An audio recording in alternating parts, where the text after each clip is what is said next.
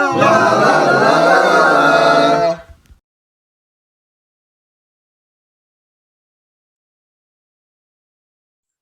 Once again, welcome to the Letterman Podcast. My name is Mike Chisholm. I will be your intern ringmaster of this circus of fun and insight. And you know, that's the title of the circus. We're just, as for the content, well, we're doing our best. This is another episode. You know what, I say that. This is another episode that we are shooting in a week where we've shot two other ones, including one with Tom Dreesen. And the Mark Malkoff episode just went up. The new season of My Next Guest just came out at the time of this recording. It is a good time to be a David Letterman fan. And I love saying that in 2022. Back in 2015, when Dave left The Late Show and halted that amazing run, I wasn't sure that I'd ever be able to say it's a good time to be a David Letterman fan ever again, other than just looking back on things. The new content, the idea of exploring old content with the new Letterman YouTube channel, man, there's lots of good stuff going on right now. And we at the Letterman Podcast are capitalizing like the little entrepreneurs that we are. But at the end of the day, no money is ever changing hands. We are just having a good time talking about Dave and the legacy that Dave and company left. We've got a lot of amazing guests that are coming up. The guest today is extremely special in my heart. If you look at the trail of breadcrumbs that led to the Letterman Podcast, this is probably the guy that dropped the first or maybe second one, and then a few more along the way for me that led to this. He is a phenomenal author. He wrote, in my opinion, the greatest David Letterman book that's out there. But he's also got a few other ones under his belt. One that just came out and hit the hot new release, or the top new release book. It's a Twin Peaks book. Fire Walk with Me, Your Laura Disappeared. He's also very, very, very heavily involved in the Twin Peaks community out there. Just an awesome resource when it comes to Twin Peaks. You got to check Scott Ryan out. Also, within the last 12 months, he released another book, which was a national bestseller, Moonlighting in Oral History. Scott wrote that as well. I highly recommend that book if you are a fan of the show Moonlighting, or if you weren't, if you're just a fan of television or entertainment in general. That book is, I'm going to throw this out there and say definitive, the definitive history of a groundbreaking definitive series that many people now haven't really heard of. But at the end of the day, a lot of the shows and types of entertainment that we're watching today that are in vogue today, the ground was broken for them by Moonlighting. Bruce Willis's breakout role, but it's way more than that. Highly recommended. But this is a Letterman podcast, and let's go. You know what? Let's not bury the lead. I love this book. I love this book so much. For me, if someone were to ask me, if I am lucky enough to make it to 100 years old, and someone were to ask me, hey, what was the best age of entertainment, because we probably won't be watching TV by then. It'll probably be ported into a junction inside of our head at that point or whatever. But if somebody ever were to say to me, hey, what's the golden moment of entertainment for you? It would be the last 6 weeks of The Late Show. The last 6 weeks of The Late Show was incredible for me and for many other people when it comes to entertainment. Scott Ryan has written a book, The Last Days of Letterman. There it is again. Highly recommend it. That chronicles the last 6 weeks of The Late Show and a whole lot more. We're going to do an entire episode on this. I'll tell you this straight up to the community of the Letterman Podcast. I've been sitting here knowing that Scott, I've got a few guests who I've been waiting on and trying to grow the community and to get to a certain point before I bring them on. Scott was one of those guys. I did not know that within the first month I'd have Tom Dreesen on the show, and that episode's about to air. Actually, by the time this episode airs, I think Tom's part 1 will be out. And a whole bunch of other cool stuff have happened. And I was like, okay, you know what? We're going to do the post mortem. I'm going to give Scott a call and maybe he can be a guest on the Post Mortem. And then what we can do is then move him and do an entire Last Days of Letterman episode after that. This will be kind of a teaser for him. Well, the new season of My Next Guest comes out, and a moment happens in the episode that he and I are going to discuss today on the Post Mortem. And he reached out to me and said, "Hey, did you see this moment?" And I'm like, "Oh yeah, I saw this moment. It hit me like a slap in the face." And he goes, "Okay, well, I was watching it with my wife, and when I saw it, I'm like, there's one human being I want to talk about this moment to." So we shared a quick phone call yesterday, wanted to save it for the podcast. And we're going to talk today in the Post Mortem about the Julia Louis-Dreyfus episode. This is the first episode I watched. If you go to the Facebook group, I throw a video up of me seeing the season appear for the first time, scroll through all the episodes, and I'm like, yeah, I think I'm going to watch the Julia Louis-Dreyfus episode first. Turns out, massive famous author who has come off the rock to talk to us, Scott Ryan, that was the first episode he watched too. Scott, thank you for coming on the Letterman podcast. Finally, it's like the irresistible force versus the immovable object getting together. Thank you for being here, my friend. Oh, wait a minute. I talked too? Oh, what? No one told me I talked too. I thought I come on, I listen, you say nice things about me, and I'm just like, okay, I listen, and then that's it. Nobody said that I would have to also talk. No, that's a different show. That's the Scott Ryan and Oral History show. That's the one where you don't talk. This one here, okay, that makes sense. You talk. Thank you so much for having me, and thanks for all of the kind words. I don't know if my face is going to be on the whole time you're talking, because I kept thinking, like, don't make facial expressions, but I made some at some point. I tried to be as stoic as possible. And I just want to throw this out there. When I come back to Yes, do sir. the Last Days of Letterman, Yes, sir. let's have somebody with me. Let's get Shecky or somebody, Brian Teta. I think Brian would come. Absolutely. I mean, my goodness, Barbara Gaines, of course, would be like the end all be all, but let's not say it. But I think it would be kind of interesting, because I would love to know how all of those people feel 5 years down the road. I mean, I'm not trying to produce your show. Okay. I'm not stepping in. Oh no, feel free. Please feel free. Okay, good. Because listen, that beginning, it was pretty long. Yeah, it was. We need to cut that. No, I'm just kidding. So this is fun, and I did want to say it is true. There was one human that I wanted to speak to. It wasn't you, though. I mean, I'm sorry. Yeah, right. I did. You misinterpreted that. Oh. Hey, as long as I make the top 20, I'm a happy guy. I say it to my wife all the time. When she's thinking back to her, history of relationships, if I'm in the top 20, I'm hey, right. That's you can't. Well, you can't, if you're a man, like, you're never going to be in your wife's top 20. It's always going to be her girlfriends. And then the husband comes like much down, the kids. And now for you, the grandkids, like, you're way down. It's the truth. Before we get to the Letterman of it all, release week for the Twin Peaks book went very, very well, to say the least. I'm not overstepping when I say that. No, it's honestly humbling. It has nothing to do with me and everything to do with the love that David Lynch fans have for Fire Walk with Me. The name of the book is Fire Walk with Me, Your Laura Disappeared. And it's a look at the 30 years on this masterpiece of a film. And the reason I wanted to do a book about this, and don't worry, Letterman people, we're gonna get to it. Okay, this is 1 second. This is a podcast. We got all the time in the world. We sure do. Fire Walk with Me bombed. Yes. Like, it was a huge bomb. Let's look at it this way. In 1992, Dave was big, and nobody was on Letterman for Fire Walk with Me. Yeah, they didn't promote the movie on Letterman, did they? No, they didn't.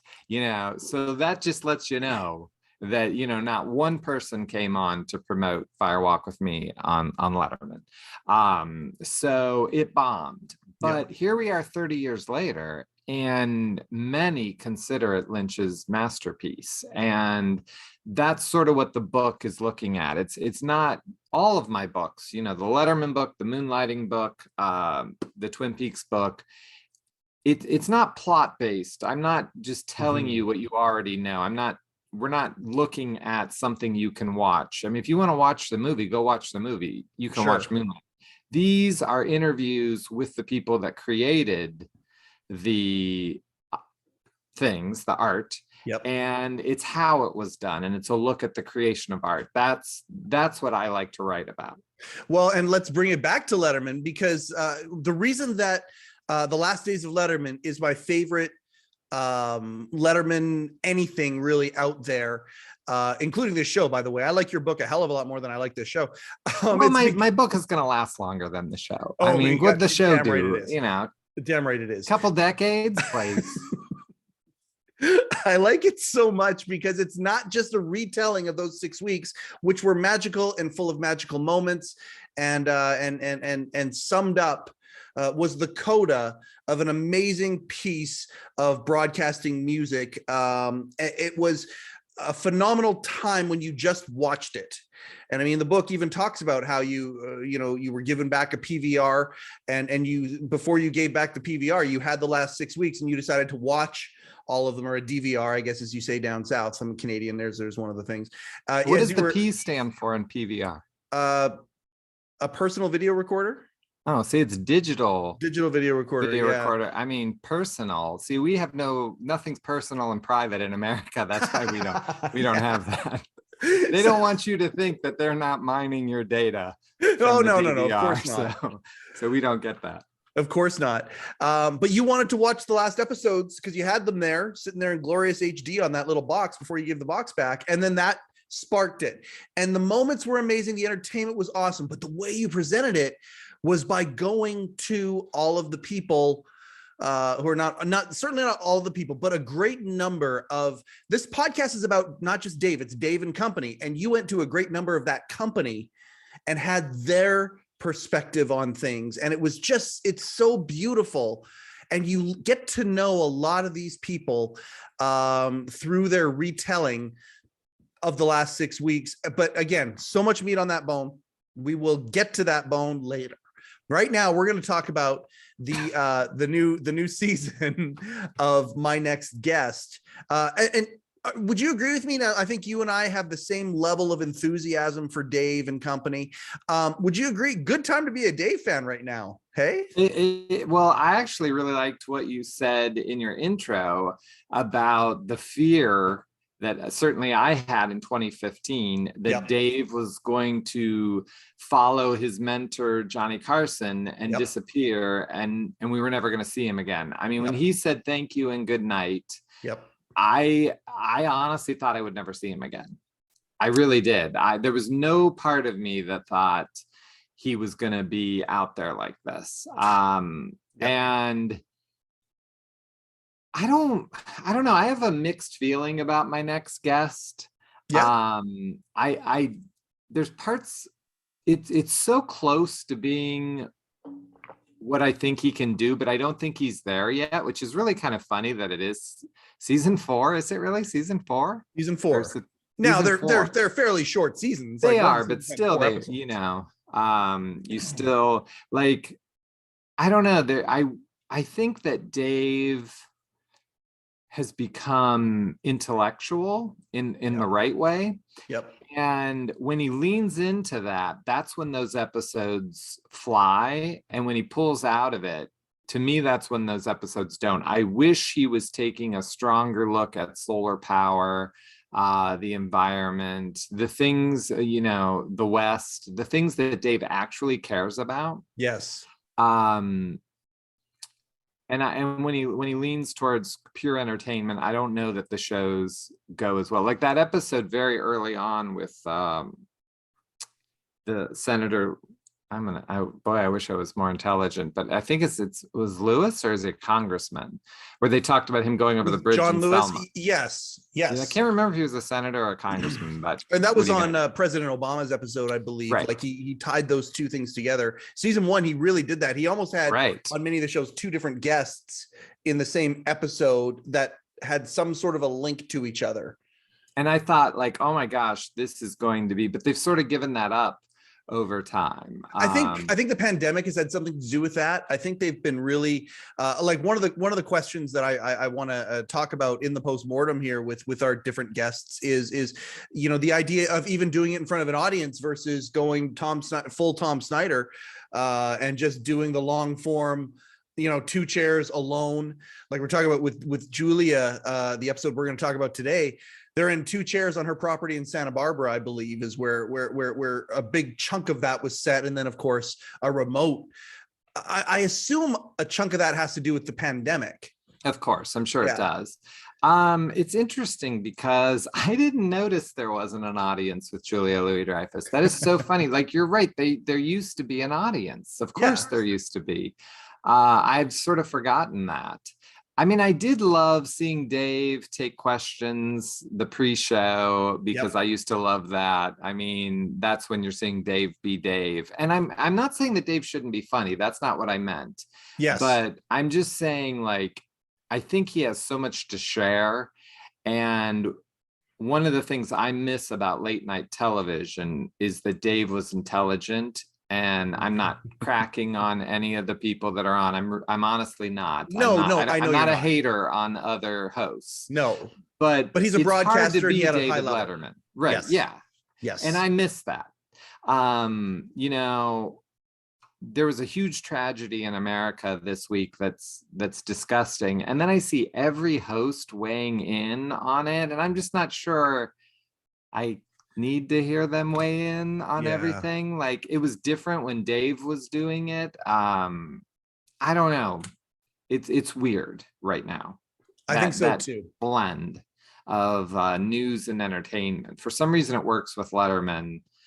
I don't know that it works with everybody. Well, I think for me, if I'm gonna weigh in on what you just said there, I've watched a lot of Letterman over the years. I got a lot of weird stuff going on in my head when it comes to that stuff and making connections. I think it's because Dave, from the very, very beginning, and Johnny Carson, same thing. Dave probably inherited this trait from Johnny. Dave would make a point to say, I'm a registered independent. I don't, I just look at things, and he would come at it not with a preordained perspective, but a curiosity. I remember when he had one of the Pauls on. I forget if it was Rand or Ron. It might have been Rand Paul. Now that I think about it. And Dave, as he listened to him talk, he allowed Mr. Paul to articulate, and then Dave just flat out said, "You know what? I don't have enough information on this to even really weigh in on that." I appreciate that so much about him, that he would come at somebody with a strong point of view politically or socially, whatever the opinion is, and Dave would come with curiosity. And I don't think a lot of these hosts these days do that. Certainly his successor at the Late Show, if you want to call it the Late Show still. I mean, I think it's a completely different thing now. Mr. Colbert, he's got a preordained opinion of things, and it's, this is right, this is wrong. Other than the extreme moral things that would happen, somebody dying, a tragedy happening, Dave really never voiced opinion. He more asked questions. Right. Well, I also think that, I mean, I have no idea how it is in Canada, because I'm an American and no one's told us there's other countries. But in America right now, unfortunately, on a lot of issues, there's only one side. Yeah.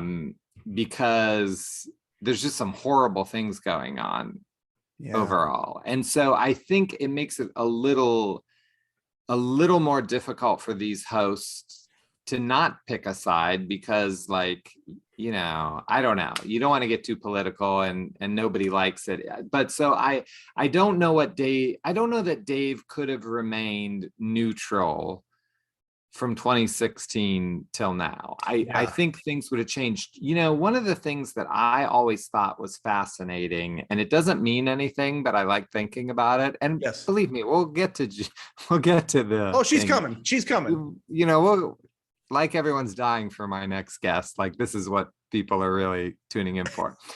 I always thought that it was such an interesting moment in history that the Monica Lewinsky event happened after Carson. Yes. We never had to hear Carson make jokes about, you know, now looking back, we all know those jokes should have never been made to begin with. Sure.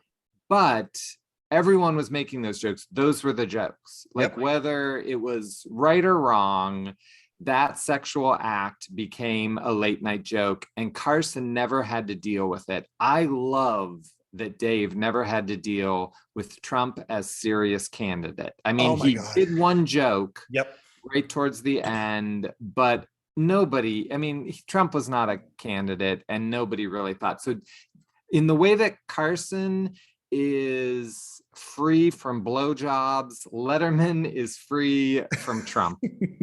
And, you know, I find that really refreshing, and I'm glad I didn't have to cover that in my book or live with that, you know. I don't even, if I think this is true, I don't think I used the T word in my book. I could be wrong, because I know he did make one joke about him, but I don't think I put it in the book. I don't remember it. If it was just, it was very inconsequential. Well, even on Dave's very last night, you know, the bit, I love the bit, jokes we would have done tomorrow night, or material we would have done tomorrow night. And it was Hillary, some sort of financial impropriety or something like that. Very, very, very harmless compared to what you would see not even a year later.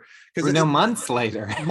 The world changed in 2016. He retired, you know, midway point of 2015. And I agree with you, by the way. It was Senator Al Franken who was on one of the final episodes, which I believe you did chronicle, where his prediction was that Dave would become an eccentric recluse. And that was the fear that we all had. Right. And it's neat watching him evolve in My Next Guest now. And he's got another series coming out. I went down to LA for the taping, where he's helping to break new stand-ups called That's My Time with David Letterman. That's about to come out, I think June 7th. It hits Netflix. Very cool to see Dave evolving how he is right now. One of the people who are in your book that I'm friendly with as well pointed out to me the other day, it's really cool watching Dave do research on these guests. Like he said to me, he goes, you know, I'm a person in my, I'm a man in my 60s. I don't really know Billie Eilish at all. But after the interview, I was excited about some of the things that Billie's doing, and it was because of the research Dave was doing. Whereas on the show, you know, it was a machine. They had all the pre-interviews and all that kind of stuff. So Dave's exercising different muscles now as he does the long form. And for me personally, I mean, who was the first guy that Dave hired in the 1230 spot? It was Tom Snyder. Right. And I watched every episode of Tom Snyder from the premiere to his final episode. And when the episode was over, I would go upstairs, get in bed, put my headset on, and listen to him on the radio. He did a half-hour radio thing. Yes. That it was kind of a post-mortem, and unlike our post-mortem, they actually discussed the episode that they were on there to talk about. Well, that's why he's a pro. And I loved it. I mean, I loved the Tom Snyder show. I heard they're making a documentary about him, and I'm so happy that'll happen. Speaking of which, I gotta tell you some stuff off camera about Tom Dreesen being on, and I didn't tell you very much about it on the phone yesterday, just because of I know you share the joy that I share having Tom Dreesen on. This guy, they're doing a documentary on Tom, actually, and whatnot. I mean, you talk about a historic comedian, and you and I could do an hour on Tom Dreesen. I mean, my God, the first Black white comedy duo with Tim Reed coming up, and then go into the Comedy Store with Dave. Dave blossoms over to Johnny Carson. Tom Dreesen blossoms over to Frank Sinatra, both dealing with megastars of the day. Like, there's so many comparisons to make and whatnot. I'll tell you this, and I know you'll appreciate it, and many of the viewers or listeners, whether they're listening in their ear holes or watching on their eyeballs, will appreciate it too, because Tom is kind of revered as well. He's really kind about this stuff. It's almost like I discovered my favorite uncle that I never knew was around. It's like Mom said, "Oh yeah, this is my brother Tom." Holy cow, Uncle Tom, you're the greatest guy in the world. And it's funny that it's Uncle Tom.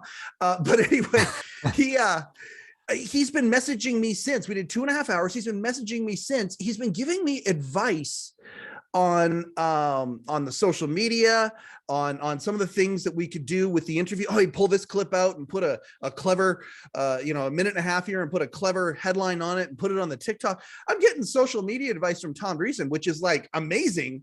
But how bad is our social media if I'm getting advice from Tom? Yeah, I mean, I don't know if this is a good thing for you, that you might be showing that maybe you're lacking. I might have considered that. Should I be on that? I hate to do this. A little bit. I think you might be right. I'm sorry. I'm getting a text here. Wait a minute.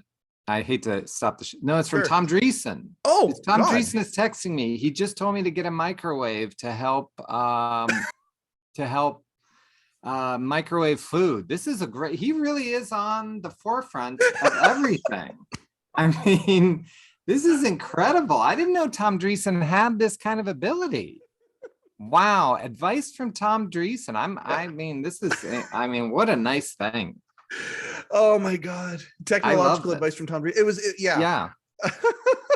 I mean, anyway, he's now also suggesting get a VCR. Don't watch shows when they're on, record them. This is, this guy, he knows what's going on. This is incredible. Oh, I love that Tom Dreesen is giving you social media advice. Did he tell you about hashtags? Do you know about hashtags? No, we're going to get to hashtags. Get to hashtags. Ask Tom about hashtags. He will go on and on and on. And I can't wait for that either. And we'll conference you in on that too. Yeah. Oh, you don't have to. Because he's going to tell me about conferencing as well. I got his book, How to Conference on a Podcast. It's incredible. Let's get to Julia Louis-Dreyfus. Yes, let's. So we're here for serious business. That only took us a half hour. Now, here's my thing.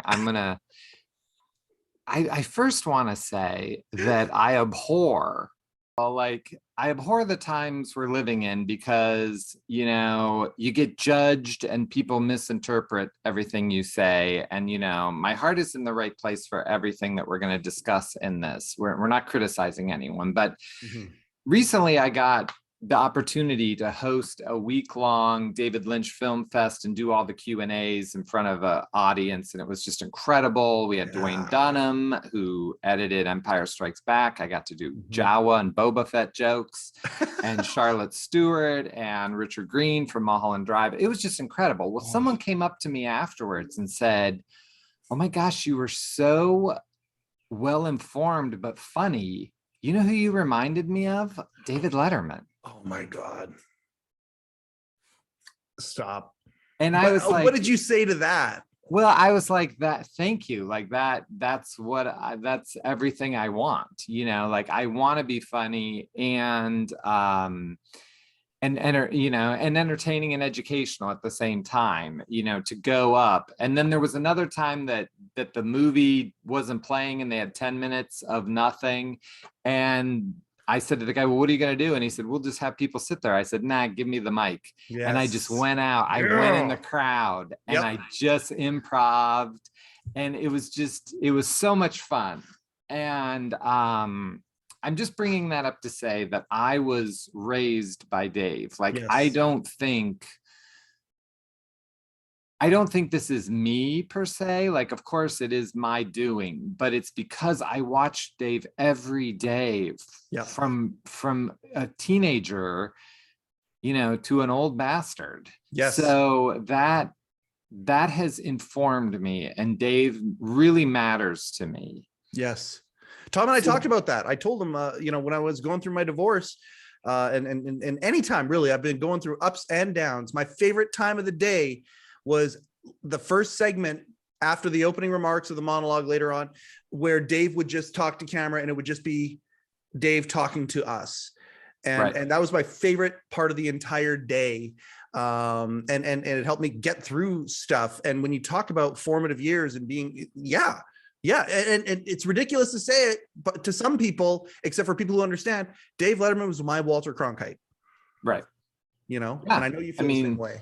Definitely. I mean, he shaped me, and it's not like, something creepy. I imagine Dave wouldn't like that. And by the way, when you get Dave on the show, because someday you're going to, I'm the co-host, buddy. Damn right.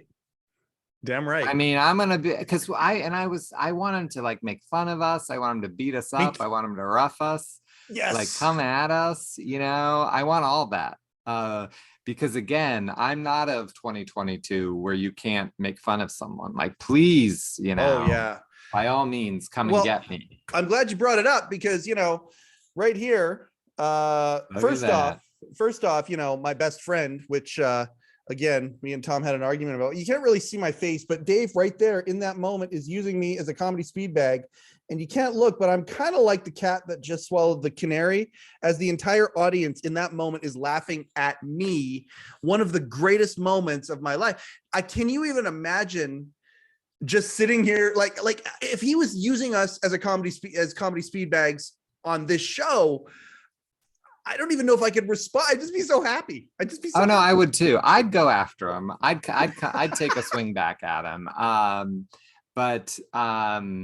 And that's what I want to talk about. There's our segue. That's our segue right there. Yep. In this episode, which I thought was fantastic, and I love Julia Louis-Dreyfus. There you go, 2022. Yep. Me too. Dave asks her about her grandpa. No. And, as Dave does, man, he asks questions and specific questions and wants more detail. And of course, she doesn't have it, because who would? I don't know what my grandpa did in the war. And a joke keyed up, and then 2022 came in and I had to push it back down, which is horrible. I can't wait for the pendulum to swing back a little bit, because there's a lot of wit that is being left on the table because of that. Definitely. And so he asks her how many runs his grandpa made, and she says, I don't know, 68. And he says, it was 81. And she goes, I was going to say that. And he goes, well, it was 105. And she says, fuck you. Yeah. And gives Dave the finger. Mm-hmm. And I just sat there. Fuck you, David Letterman. Fuck you, Johnny Carson. Fuck you, Steve Allen. Fuck you, Jack Parr. Huh. No. I didn't like it. And I am not a prude. I am not against bad language. And I will say that Julia's bit of humor is to be a little rough and mean. Later in the episode, Dave is fishing and she's like, I think she might even swear again, actually. Sure. But I can't exactly quote her because I didn't rewatch it before this, but she says like, what, he's going to fish? I thought this was supposed to be my interview. Those are jokes. And she's playing a bit. She doesn't care that he's fishing. And I also get that she's not really saying, fuck you, David Letterman, like fuck you and die. That's not what she's doing. She doesn't have a comeback. No, and that's so right. She says fuck you. That's right. You got me. It's a you got me is what it is. Right. Yeah. But just think, like, that's what Dave did for years. Dave busted out everyone. Yep. Especially actresses that, and again, 2022 police, I'm not saying that actresses are different than actors, but I'm saying a lot of young actresses were not prepared to go on Letterman. Yes. And he ate them alive. It wasn't sexist. It was about not being prepared to go on national television. And Dave took offense to that because you were not preparing.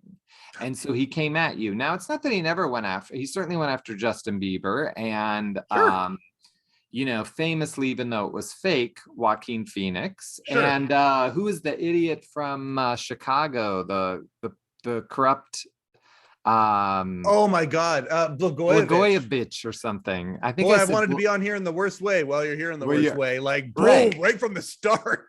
Yeah, I mean, so it has nothing to do with sexist, but I feel like most famously it was Paris Hilton and people like that. Hold on. I don't think it's sexist even a little bit. I think that anybody who would athletes, Dave took a different approach to, because they're athletes, they're not professionally in front of a camera in any way. I think anybody who was professionally in front of a camera needed to be sharp many times at that time, during those times, and it's evolved since then. I think sometimes actresses might have gone down a bit of a different route as to how they acted when a camera turned on in interview situations, would play a bit of a different character, whatever. But there were also guys who did the same thing. He would test anybody who was in the other seat. I think it just sometimes became noticeable with actresses who might have relied a little bit on, you know, their looks or a part or one dimension, whatever that dimension was for them. Right. Dave would jump on that, but it just got noticed with actresses. And my point is, none of them said "fuck you." No, that's for sure. Except Madonna. Well, and that's the thing. The Madonna thing is a different thing. She didn't say "fuck you" that I remember. I don't think she actually said "fuck you, Dave." No, she just kept saying "fuck." Yes. And I haven't watched that clip in a while. I did save it. I mean, I recorded it, and I remember there was a pastor. There was an old couple in the audience, in the front seat, and Dave they kept cutting, you know, bless. I'm sorry. I'm sorry. Yeah. And, you know, and also man, if this was professional, thank goodness. Can you imagine?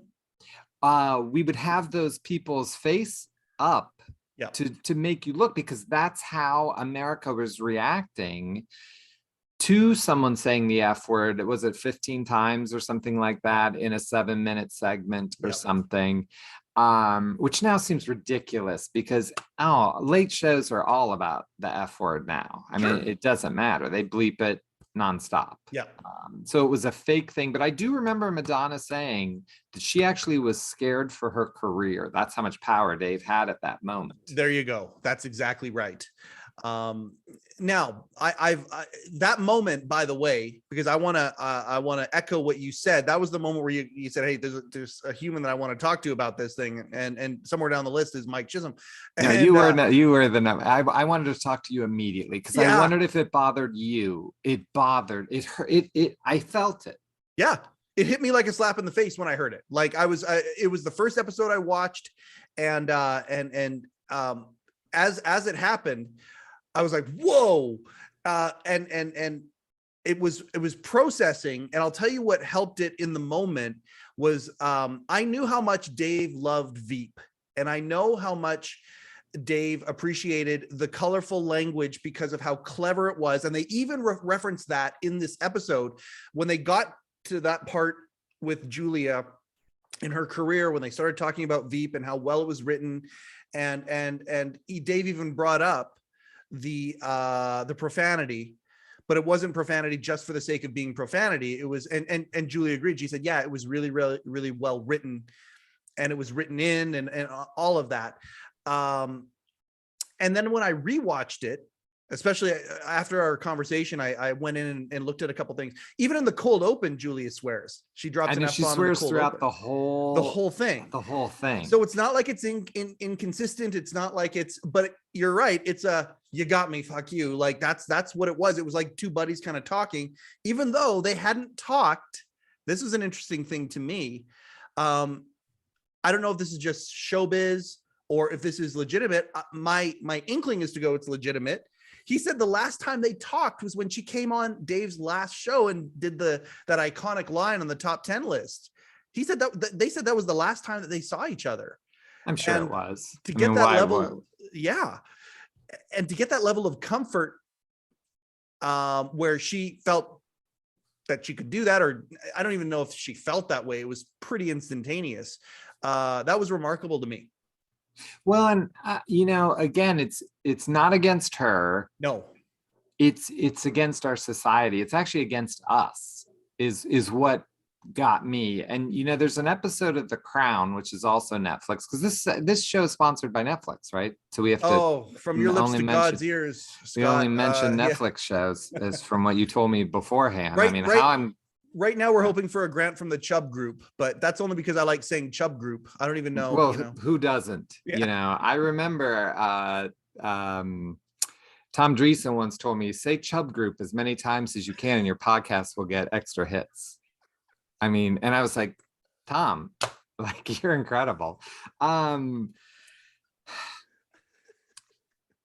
It's us who have removed anyone being held up. Now, let's take it, 2022, we're going to let you back in the room. Okay, because we put people like Harvey Weinstein and all of these horrible men, we let them have this power that nobody was speaking to them, that they steamrolled through and did horrible things. Okay, yeah, but this isn't that. This is, Dave is a legend. Yes. There aren't a lot of legends. If I'm interviewing Barbara Streisand, and she busts me and I say, oh, this person wrote that song. And she's like, no, this person did. I would say, fuck you, Barbara, you got me. Like, what are you talking about? Yeah. Like, you're not going to say that. I'm not going to say that to, it's kind of sad. Robert De Niro, let's say, you're De Niro or Jane Fonda or whatever, any of these legends. Can you imagine saying, fuck you, Betty White? Right. I tried to come up with a comparison after you and I spoke briefly. Okay. Would Joan Rivers ever, so imagine Joan Rivers and Johnny Carson didn't have the rift and it was near the end or whatever. Would there ever been a scenario where Joan Rivers would have said that to Johnny Carson? That was the only comparison I could come up with Carson. Right. I don't know. I don't think so. I just think the reverence would be too much. And I just wonder if Dave looks for people that don't look at him with that kind of reverence every once in a while for a grounding, or, do you think that moment even phased Dave? No, Dave thought it was funny. He laughed, and maybe it is funny. Sure. I think it is funny. It's funny because Dave got her. Like the joke. Well, what I'm saying is her saying "fuck you" funny. Yes. That's the question. But I think that makes the joke that much funnier, though, because he got that reaction out of her. Like, if she would have said, 81. Oh, I was going to say 81. Oh, 106, actually. Oh, you got me. I don't know if it has the punch that, like, he got her. And I think what we're talking about is the payoff for him getting her, right? Whether or not it was misplaced or not.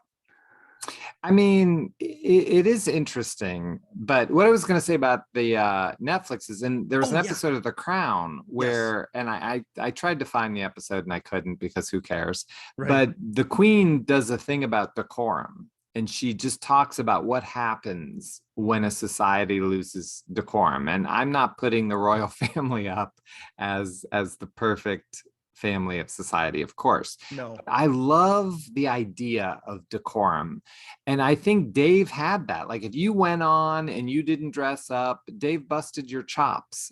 Part of going on the Late Show was having a decorum that he kind of kept from Johnny, which also had a lot of decorum, and that is gone now. Yes. On all the talk shows. And I actually love Seth Meyers. I really enjoy Seth Meyers, but he stopped wearing a tie, and I think it works, and it's okay. Like, if Andy Samberg was on there and he said, fuck you to Seth Meyers, I'm okay. I wish I'd have picked a female comic. I'm going to do it again. Okay. If Amy Poehler is on there and Seth burns her and she says, fuck you, Seth, it's fine. That's Seth and Amy. Sure. Yeah. Absolutely. We talked about that, who was it? Oh, Eddie Brill. Eddie Brill was on, and he talked about that because, there's a guy who might've been on stage of the Ed Sullivan Theater longer than, almost anybody, definitely in the, and he talked about when they were told to wear, it wasn't just suits. It was, he would wear like sometimes black on black on black. And Dave was like, no. Let's keep it classy. Let's do the white shirt and the tie and all of that. And yeah, there was a semblance of civility and dignity. You look at the audiences at the beginning compared to the end. Remind me to tell you about the Netflix audience that I, when I was in the audience a few weeks ago, and tell you about that. I'll tell you about that off camera. It was very, very interesting about the first 2 rows. Yes, there was a culture that was expected. Chappelle talks about it. He got bumped his first night that he was supposed to be on Letterman because he didn't have a tie. And I just, it's interesting watching the evolution happen. I'm not complaining about it like an old man saying, get off my lawn. I'm not either. I'm not mad at Julia. Yeah, no, I don't think she's a bad person. I actually thought it was a great interview, and I thought she talked more than I'd heard her share and talk before. I've certainly seen her interviewed a lot of times. I don't think she did something horrible. I'm not trying to cancel her. I'm just saying, as someone who maybe let's go from Dave's point of view. Dave would say, look, you 2 idiots, I'm not that important. Sure. You guys have put me in a place that I shouldn't be. Okay, but that's our, yeah. To me, he matters. Like he's our Johnny Carson. Yeah, I mean, he is the pinnacle for me. Yeah. I don't think I know no other performer had more of an influence on me than David Letterman. I mean, that's just... Yep.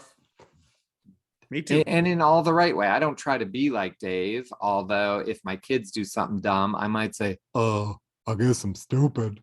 And Dave's dumb guy voice. I mean, you're bound to do that, but I don't, do the high-pitched voice for my son. So, no. I didn't steal all his bits. And look at my Dave cup. It is really... Oh, that's great. That's worn in. It's worn in. I mean, I have new ones that I won't even use. We're going to get one. I'm not sure which we're going to get for the studio. We're starting to get a pencil collection now. We've got that. We've got a couple, I don't know if you've ever watched Jay Ryan's late night playset. Shout out to Jay Ryan, the other Ryan, as part of this, the late night playset. Got a couple from his show. And he actually gave me, this is an original CBS pencil before they actually named. But could it be a CVS one as well? Can you get a vaccine from it? Oh God! If you could get a vaccine from it, my God, that'd be that's right. The Letterman Podcast now brought to you by the good folks at CVS. When you can't get a chub bump, was that what you wanted to get? Chub bumps? This is why I love you. The chub bump. God damn, Scott. There were other moments of the episode which I loved. This is where I look at Julia right now. By the way, also with the fuck you Dave thing, part of that, I thought about this after we talked. There's a cancer survivor talking right there. I think that when you got she in that entire episode, you want to talk about somebody who doesn't give a fuck about the things that don't matter. I think many times cancer survivors are that type of personality. They evolve into that because presence, they've had a scare of their life. And I mean, even listening to her talk about it, you can tell really present in the moment and going to be her no matter what. Loved that when, loved her vulnerability when she was talking about going through it during Veep, accepting an Emmy, and then the very next day finding out her life is going to change no matter what. The degree of how much it's going to change, completely in the unknown, and what human loves to hear change, and we don't know how much it's going to change. I think that that seeing them catch up and talk with the frankness, whether or not some of that frankness slapped us in the face because of some of these things that we commentate on, I thought she was a great guest for that as well. Oh yeah, I mean, it was her story is incredible, and we got to let this go. But I just want to say one thing. Sure. you flip it. Let's flip it for a second. Yeah. She gets Dave. I would bet anything Dave would have said fuck me over fuck you. You know what I mean? Like, it's not that she says fuck. Nope. And I'm calling her out on, but it's something about putting it on Dave. You know, you could say fuck me. Another great thing is, well, fuck my grandpa in his last 20 runs. You know, he phoned those in. There's ways to go besides taking a comedy legend. Again, you know, fuck you, Lucille Ball. I don't know. Yeah. But again, we'll move past that. Let's give her props. That Eminem story was incredible, that she told about fishing with her son. Going to the oil tanker. Yeah. That was a great story, and she told it well, and I've been thinking about it, and I was thinking, like, isn't it fun how, like, we're all the same? Like, if you go anywhere, it doesn't matter. She's a multimillionaire. Yep. If somebody gives you an M&M, you're happy as can be. They didn't catch any fish, but we got M&Ms, and it was a great day. Like, I love that. Yeah. Love that. I thought that was great. Yeah. And I loved her talking about Seinfeld and the way that they did. It wasn't just rehashing. I mean, it was a great episode. I thoroughly enjoyed it. I love when Dave brings back people from the Late Show, like that he has a connection to. I mean, I love that. Well, you know, it's interesting. I took a video of myself. I don't think I posted it, but I took a video myself of that reaction to her talking about being on the last top 10 list. And that in my opinion, iconic line, one of the very funniest lines on the whole thing. You know, thank you again for letting me part of a disappointing series finale. I probably stepped on it right there. And then Jerry's reaction, which was really good. And then Dave started asking her, the reminiscing was great. And then Dave, this is where I started the video of myself. So I'm like, oh, this is gold. This is the stuff that as an enthusiast, I'm very excited about. And then they started to talk about the series finale of Seinfeld. And at that point I said, oh man, it sounds like Julia is reciting notes. You know, what was the expectation for, why was it considered so disappointing? And she's like, you know, I don't know. I think people expected more. I think it sounded like she had said that 1,000 times before. That was the only part of the interview where I thought that. The rest of it I thought was fresh and insightful and all that. But as she said that, I even said in the video, oh, this sounds like she's talking off notes. Well, you know, I can't help but make everything about myself, because why wouldn't I? Please do. But when they talked about it, I thought, oh, are they going to, you know, can they mention the book? Because in the book, I talk about how that line came to be. And that was that was the most contentious line in the top 10. I think that's a great story to tell right now, by the way, because it's so on point. Well, what's interesting about it is she was given a line about, and I don't remember I don't think anyone could give me the exact line, but basically the joke was that Dave was like her brother, and there was something there, and it just wasn't funny. Yeah. You know, nobody can really remember what the line was, and I don't think anyone wanted to totally sell someone out about who wrote it, but nobody liked it. Right. And so Julia went to Jerry and said, this is what they're having me say. Jerry Foley. Oh, Jerry Seinfeld. Jerry Seinfeld. Yeah. And, you know, who else are you going to go to? And Jerry Seinfeld says, no, that's not funny. Right. And then they went up and someone said, well, there was this other line that got cut during the day. And they were like, oh, what? You know, that's a much better line. And it was an intern. Yeah. It's just an intern, not one of the main writers that came up with it. It was solely an intern. And so I thought they were going to discuss that. It was a gal, right? Yes, because she gets two of hers are in the last. And Bill Sheff was so excited by it. I know her name's in the book because Bill told the story. Which book was that? Oh, The Last Days of Letterman, The Final 6 Weeks by Scott Ryan, forward by Bill Sheff, one of the greatest books of all time. And so I thought, oh, are they going to talk about it? Because I mean, I heard from Dave's assistant that Dave liked the book, that it was about his team and not him. Yep. But I don't know if Dave has ever read the book. I doubt he has, but Yeah, I just wondered if he'd say, well, I think there was a book about it. It's never going to happen, but it would be nice. But you're right. Okay, so yeah, that line, and some would say the funniest line of the entire top 10 list, because you had Jerry there too, and his reaction was so beautiful. It was layered in how beautiful his reaction was, because he even said, really? And really was like, they did a bit about it on Saturday Night Live on Weekend Update every week. Like, it was so perfect. And Julia was a part of that. Again, though, Dave is our best friend on TV. They hadn't talked in 7 fucking years. And, and it seemed in that moment, like it's one big family and they're all happy and all that. I love how by the way, they went through Julia's run on SNL a little bit. I thought that was now really I'm good. old enough that was my SNL cast. No. That was mine. Like, I've known Eddie Murphy and Julia Louis-Dreyfus and Joe Piscopo and all. That's your Saturday Night Live cast? Yeah, like and oh, Tim you got a bad roll of the dice, my friend. I'm sorry to say. that's there are stronger casts that could be your cast. What are you talking about? Like, I loved Gumby, and I loved Mr. Robinson's Neighborhood, and the guy used to do the he dropped the cards. I'm not even going to try. It's Tim Krasinski or whatever. Krasinski, yeah. He did the doctor thing. I loved all that stuff. And Julia did a bit that I've never seen anyone talk about, but I've never forgotten it, where she pretended to be Linda Ronstadt singing I Can't Sing What's New, because she had an album out, What's New, that were all old songs.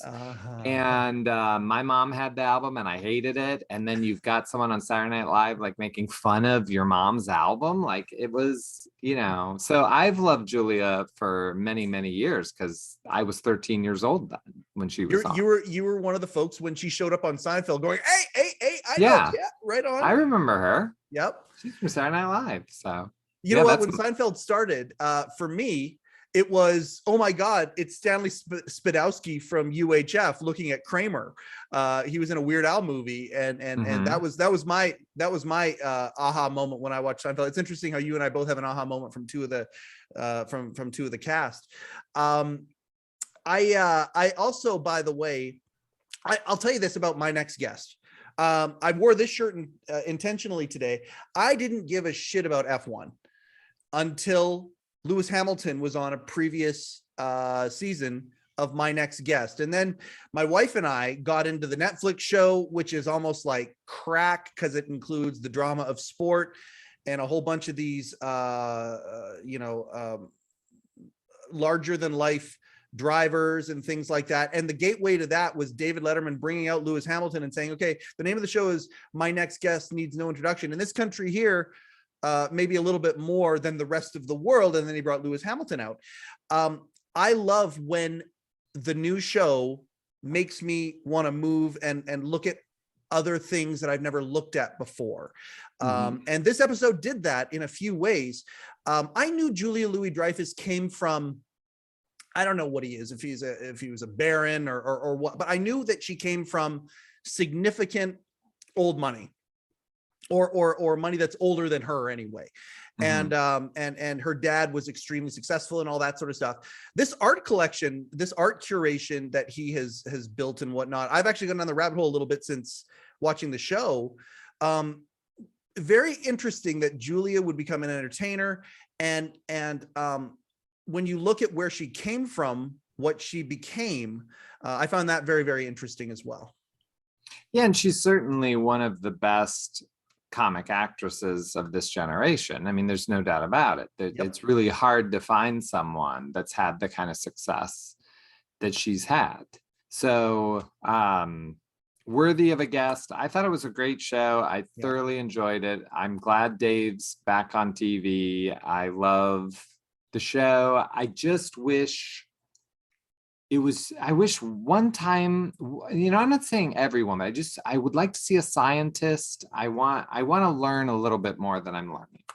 Okay. About the real world. Previous seasons when, and you talk about 2022, Melinda Gates is a little bit different now than she was when she was on the show. She's viewed a little bit differently right now in 2022's eyes, even compared to I think she was on in 2019. Yeah, I think you're right. I think Dave is interested in that. I mean, his first project Right. after Late Show was that National Geographic I know. piece. And that changed I learned so much from that about these states that made having solar power illegal. Or not necessarily legal, but took away all the tax breaks, which virtually made it, impossible to do. And that's what I want to see Dave doing, shedding some light on those things. Again, we're not busting his chops. Dave doesn't owe anything to anyone. We're not saying that. I'm just saying that is his interest. And that feels a little more relevant to me than maybe Will Smith.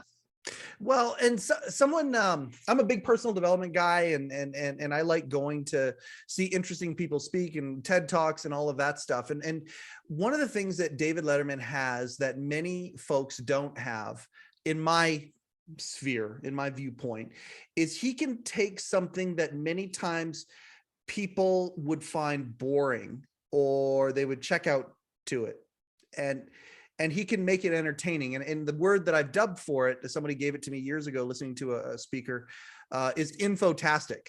Dave is infotastic. Dave's curiosity is a bridge that can lead boring things to becoming entertaining, insightful things. And I don't know if he knows that he has that gift, but he certainly has these interests like you talk about. And my hope is that as the pandemic comes to a close, we're in the I hope we're in the endemic now. I certainly hope we are, and we can get back to things that's a little bit more business as usual, hopefully having learned something, pendulum swinging back, all those analogies, that further seasons there will be that one or two people. If it's a 6-episode arc, one or two of them won't be in entertainment. They'll be a culturally relevant human being. And I think that there's a thirst for that. And I love the fact that you're expressing that. You're the first guest on the Letterman podcast who has expressed that, but I certainly don't think you are the only one who feels that way. Oh, wait a minute. Tom Dreesen is saying, you don't hashtag infotastic. No one will follow it. I mean, this guy, he is incredible. Just the knowledge that Dreesen has and his willingness to share. What's the percentage that you pay a manager? I just need to know when I make my pitch. It's 20%. 20% to Tom. Okay, yeah, 20%. 20%. Okay, because he's just always there and worth every penny. Oh, Scott, I can't wait for you to see that episode, by the way. I know.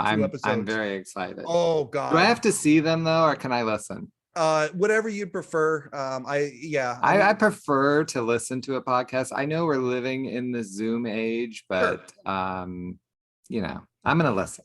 It translates either way. I will tell you, and you know what, off camera I can show you, because he's given me permission that I can use them however I want. He sent me 5 emails of personal pictures of he and Dave through the years, all the way up to like a few weeks ago. And I'm just like, holy shit. Here's one that I've been throwing out there to some folks who are enthusiasts like you and I. There was you talk about the Kevin Durant episode, basketball player, and Dave did some basketball stuff during the episode of the new season. Did you know that the Comedy Store, when Dave was in its heyday there with Tom and all those guys, did you know that they had a basketball team and Dave was on it? Yes, I think he brought the picture one time on the show, didn't he? I think you're right. So those pictures were sent to me and all that. Do you remember the name of the basketball team? No, I don't. You're gonna love this. The Bombers. Perfect for comedians. Isn't that fantastic? I was delighted by that. I'm delighted by you. I am so grateful that well, okay, and let me kind of dovetail the outro, because we are semi-pro here. We're gonna have stepped it up. Wow. Wow. Because we did not start pro. And I think the fact that the internet died in the middle of it also hurt us. But oh man, hey, don't talk about that. We're gonna fix that in post. Nobody will even know that the they'll internet know. died in the middle of this. But I was raised by Dave where you make that joke, that in joke for the studio audience. Oh, we don't have a studio audience. No. Oh God, I don't know if we Sorry. have any audience at this point, No. but that's okay. That's why it's a perfect time to give my website of scottryanproductions.com or bluerosemag.com if you're a Twin Peaks fan, but everything comes through scottryanproductions.com.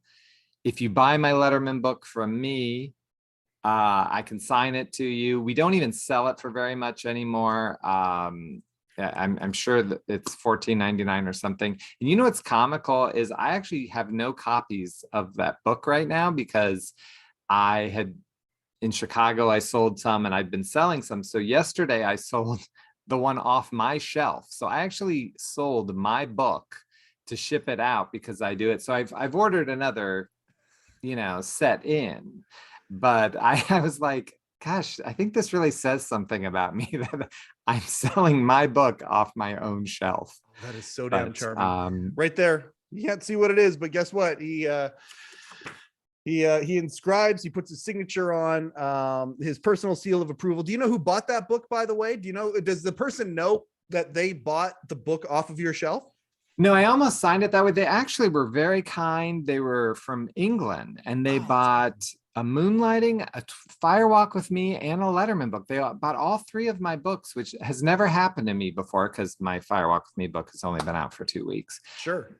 But I don't even know how they found out about me and why they did it, but it never gets old to me. They can listen to me tell my story on your other podcast, but this is a dream for me. This was not my life just a short 6 years ago, and it all got turned around by the kindness of Barbara Gaines saying yes to this book. And now I run 2 companies and I get to write for a living. And so I'm allowed to put Letterman up there because that show did truly change my life. Without a doubt. And then, okay, so this is where that trail of breadcrumbs that I alluded to at the very beginning happened. So I have my experience on the show 2015 with, my best friend, right? Tom and I, by the way, got into an argument about really who is Dave's best friend. He had some good points, but I mean, I got it in writing. So, right. But that moment there in 2015 was a pivotal moment to me. In that exchange, I made Dave laugh, which was one of the greatest things ever. And then when I discovered your book a couple years later and I read it, the first thing I did was I'm like, oh my God, this is a guy, I feel like this is a guy where there's some kinship and whatnot. And I reached out to you and you were so fucking cool about somebody excited about your work. You reached out back. You got me to tell you, the version of my story back then before it evolved and gave me the audience. And we shared again, that last 6 weeks, the joy of that last 6 weeks. And that we were in the Dave drought at that point. There wasn't a lot of Dave stuff. Again, props to Don Giller for keeping it alive during those dark times. All praise to Don with his infinite encyclopedia freakish knowledge of this stuff. But you were so kind to me. And then it started happening that I started becoming friendly with some of the folks that you talked about in the book, and all of these things started happening. I swear to God, this show wouldn't exist if it wasn't for you, Scott. And I just well, don't put it on me. Like, don't try to blame me for this train wrack. No. I'm going to send the lawyers who come after me your number. No. It's back to that guy. I can't thank you enough. And we have, combined on a couple other things and these 3 books aren't just the 3 that you've written.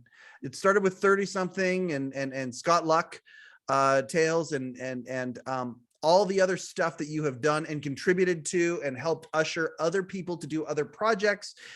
You are in many ways like Dave, not just with your wit and some of the other things that you do, but also with the fact that you don't really take a lot of credit very well. You're a force of nature and you have inspired all sorts of cool stuff. And you've helped people, myself included, think bigger of themselves and think that they might be able to do bigger things. You have taken the idea of saying, why me? And instead allowing people to think, well, why not me? And I put myself squarely in that category. So Scott, thank you for being you. Thank you. You're right. I actually hate what you said because Yes. I don't like compliments, but I am trying to learn to accept them. And all I want to do is entertain and make people laugh. That's it. That's all I want to do. What's that say about me? I don't know. But so, I mean, I'm blessed and thankful that I get to go on this journey, and your friendship has meant a lot to me. So I'm excited to come back, and we'll get someone to come with us, and we'll really get into those last 6 weeks. I think that'd be so much fun to do because I love those episodes. Yeah. And it all started with the montage. We think about Taylor from Foo Fighters who just passed. And it's just, I think Tom, again, not to make it all about Tom, but it was a big, big moment. You and I are doing what he is doing with Frank Sinatra. He's a torchbearer of show business from a different time, of a superstar, of an icon from a different time. And that's what Tom is doing these days. He's doing a stage show talking about Frank. I want to be that guy for Dave. I know that I'm certainly preaching to the choir when I talk about that.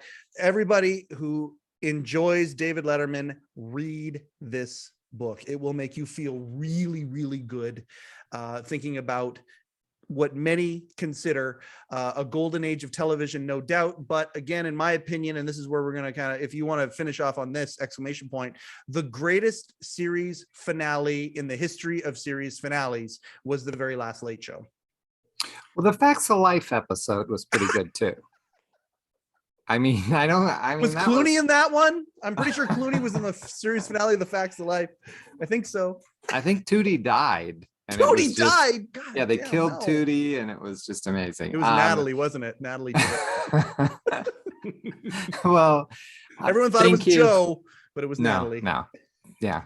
Thank you so much for this and everything, and I'm happy to come back whenever because I love talking about this stuff, and I'm thankful that we could just break down this moment. So thank you. And as I said, people can go to scottryanproductions.com or follow me at Scott Luck Story on Twitter or Facebook. I'm very accessible. So thank you.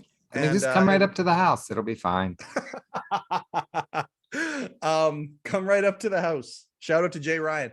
Thank you very, very much, Scott, for being on this episode. That's another episode right there. They go really, really fast. Even with technical difficulties in the middle of them, but I just love the opportunity to do this. I love what it's turning into, and I have no idea where it's going to go. I just know in this moment, all the things that we're doing to collect to have the collective love of David Letterman and appreciation of David Letterman and company archived in this place as we build this community. It is a tremendous honor to be part of this. That is another episode of the Letterman Podcast, the Post Mortem. Julia Louis-Dreyfus was the subject this time. My name is Mike Chisholm. Thank you for being here. Thank you, and good night. And Tom Dreesen just texted me that you can use Netflix passwords from other people and save money. The guy's a genius. Overcoat and underpants.